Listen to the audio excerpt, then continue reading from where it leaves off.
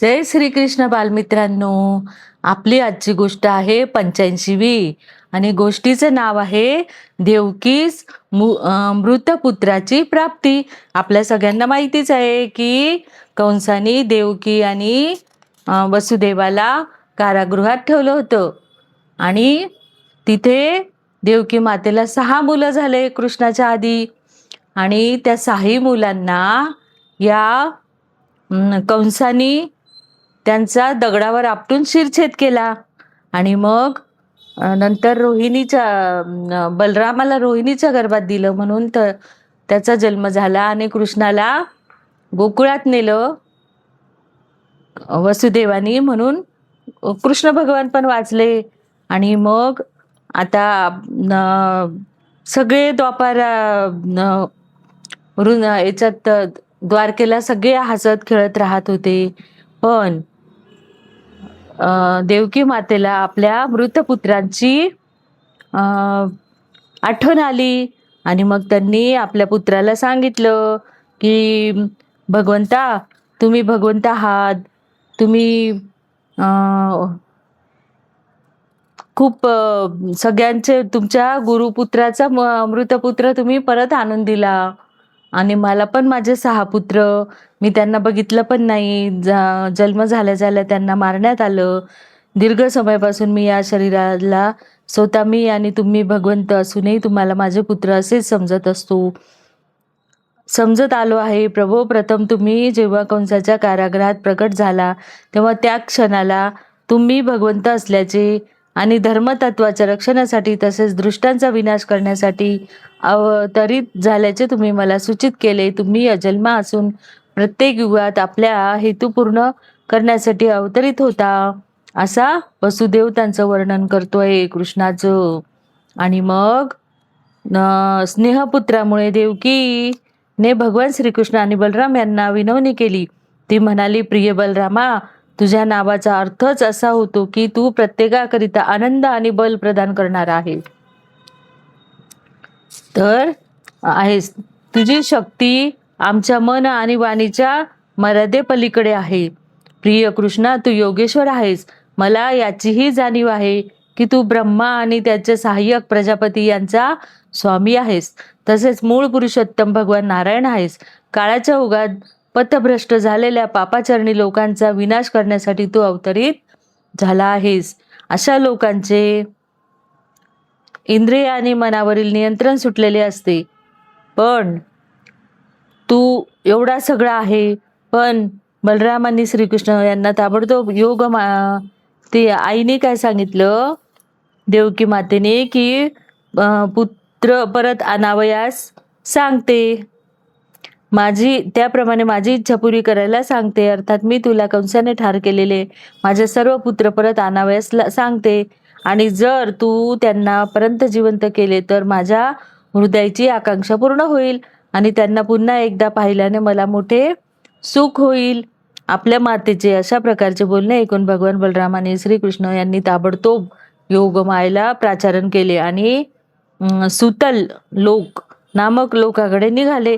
पूर्वी भगवान वामदेवाच्या अवतारात दैत्य राज बळी महाराजांनी त्यांना सर्वस्व अर्पण करून संतुष्ट केले होते. मग आता हे कुठे गेले? पाताळामध्ये.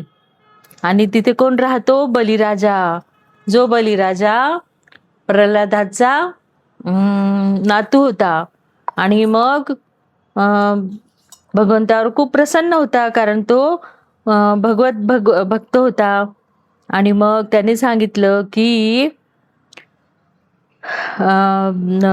पाद प्रक्षालन करू लागले. नंतर त्यांनी भगवंताच्या चरणाचे जल स्वतःच्या तसेच कुटुंबियाच्या माथावर शिंपडले. बलवान भगवान श्रीकृष्ण यांच्या पाद प्रक्षालनार्थ वापर करून जल ब्रह्मदेवासारख्या श्रेष्ठ देवतांना देखील पावन करू शकणारे आहे. आणि मग यांनी सांगितलं, बळी महाराजांना इतका आनंद झाला होता की ते वारंवार भगवंताची चरणे धरून आपल्या छातीला लावित होते आणि माथ्यावर ठेवित होते. अशा रीतीने त्यांना दिव्य नंदाची अनुभूती होत होती. आणि नेत्रातून प्रेमाश्री वाहू लागले, शरीरावर रोमांच उठले. त्यांनी गदगद कंठाने भगवंताची प्रार्थना करण्यास सुरुवात केली की हे भगवन, हे बलरामा, आपण मूळ अनंत देव आहात. आपण इतके महान आहात की अनंत देव शेष आणि दुसरी दिव्य रूप मूलतः आपणापासून निर्माण झालेली आहे. तर त्यांनी सांगितलं की मला ते पुत्र माझ्या आईला द्यायचे आहेत. तर श्रीकृष्ण भगवंतांनी बळी महाराजांची प्रार्थना ऐकली आणि ते म्हणाले की दैत्यराज, मरीची प्रजापतीने आपली पत्नी उर्णा हिच्या गर्भात 6 पुत्र निर्माण केले. ते सर्वच देवता होते. एकदा ब्रह्मदेव आपल्या मुलीच्या सौंदर्यावर मोहित झाले आणि कामवासनेने प्रवृत्त होऊन तिच्या मागोमाग जाऊ लागले. यावेळी या 6 देवतांनी ब्रह्मदेवाच्या कृतीकडे तुच्छतेने पाहिले होते आणि निंदा केली होती. ब्रह्मदेवाच्या या कृतीची निंदा केल्यामुळे देवतांच्या बाजूने ते एक मोठे अपराधी कर्म बनले आणि या कारणामुळे त्यांना अधोगती प्राप्त होऊन हिरण्यकश्यपू दैत्याचे पुत्र म्हणून जन्म घ्यावा लागला. नंतर या हिरण्यकश्यपूच्या पुत्रांना देवकी मातेच्या गर्भात घालण्यात आले. म्हणजे जे देवकी मातेचे जे 6 पुत्र होते ते हिरण्यकश्यपूचे पुत्र होते. जन्माला आल्याबरोबर कंसाने त्यांना एका पाठोपाठ ठार मारले. प्रिय दैत्यराज, देवकी माता पुन्हा त्या मृत पुत्रांना पाहावयास फारच उत्सुक आहे आणि कंसाच्या हातून झालेल्या त्यांच्या अकाली मृत्यूची तिला फारच खंत वाटत आहे. ते सगळेच आपण सोबत राहत असल्याचे मला माहीत आहे. आपणासोबत राहत असल्याचे मला माहीत आहे. माझ्या मातेचे सांत्वन करण्याकरिताच त्यांना माझ्याबरोबर घेऊन जाण्याचे मी ठरविले आहे. आनंदात त्यांना त्यांच्या पहिल्या लोकात पाठविले जाईल.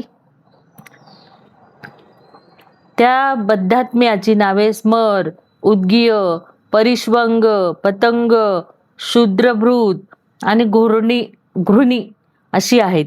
त्यांना परत देवतांच्या मूळ पदावर स्थापित करण्यात येईल. दैत्यराज बळीला अशी जाणीव करून दिल्यानंतर भगवान श्रीकृष्णांनी बोलणे थांबविले आणि बळी महाराजांनी भगवंताचा हेतू जाणला. बळी महाराजांनी त्याचे थाटात पूजन केले. नंतर भगवान श्रीकृष्णांनी आणि बलरामांनी त्या 6 बद्धात्म्यांना बरोबर घेतले आणि द्वारका नगरीला परतले. द्वारकेत पोचल्यानंतर त्यांनी त्या बद्धात्म्यांना म्हणजे त्या मुलांना लहान बालकांच्या रूपात देवकी मातेच्या समोर प्रस्तुत केले. आपले पुत्र परत आल्याचे पाहून देवकी मातेला अत्यानंद झाला आणि ती मातृवात्सल्याने इतकी हेलावून गेली की तिच्या स्तनातून तात्काळ दूध पाझरू लागले. तिने अति प्रसन्नतेने त्या बालकांना स्तनपान करविले. ती त्यांना वारंवार मांडीवर घेऊ लागली आणि विचार करू लागली, मला माझी हरवलेली मुले परत प्राप्त झाली. त्यावेळी ती भगवान विष्णूच्या शक्तीने भारावून गेली आणि मातृवात्सल्याने आपल्या परत प्राप्त झालेल्या बालकांच्या सहवासात सुख घेऊ लागली. देवकी मातेच्या स्तनातून पाझरणारे दूध दिव्य अमृत होते, कारण भगवान श्रीकृष्णाने तेच दूधपान केलेले होते. यामुळे त्या बालकांनी श्रीकृष्णाच्या शरीराचा स्पर्श झालेल्या देवकी मातेच्या छातीवर दूधपान केले. ते तात्काळ साक्षात्कारी आत्मे बनले. म्हणून त्या बालकांनी भगवान श्रीकृष्ण बलराम यांचे पिता वसुदेव आणि माता देवकी यांना दंडवत प्रणाम केला. त्यानंतर ते ताबडतोब आपापल्या स्वर्गीय ग्रहलोकावर निघून गेले. बालकाचे स्वर्गगमन झालेले पाहून देवकी आश्चर्याने थक्क झाली, कारण तिची कंसाने ठार केलेली बालके जिवंत होऊन परत आली होती आणि पुन्हा त्यांना स्वर्गात स्थानांतरित करण्यात आले होते. या प्रसंगी श्रीकृष्णाच्या लीलांचे चिंतन करूनच तिने स्वतःला सावरले, कारण भगवान श्रीकृष्णाच्या शक्ती सर्व अचिंत्य आहेत आणि कोणतीही अद्भुत घटना घटित होऊ शकते. भगवंताच्या अचिंत्य अनंत शक्तीचा स्वीकार केल्याशिवाय भगवान श्रीकृष्ण परमात्मा आहेत हे कोणी जाणू शकत नाही. त्यांच्या अनंत शक्तीची हे अनंत लीलांचे देखील संपादन करतात. श्रेष्ठ मुनींनो, ऋषींनो, कृपा करून लक्षात घ्या, भगवान श्रीकृष्णाच्या सर्वच लीला शाश्वत आहेत.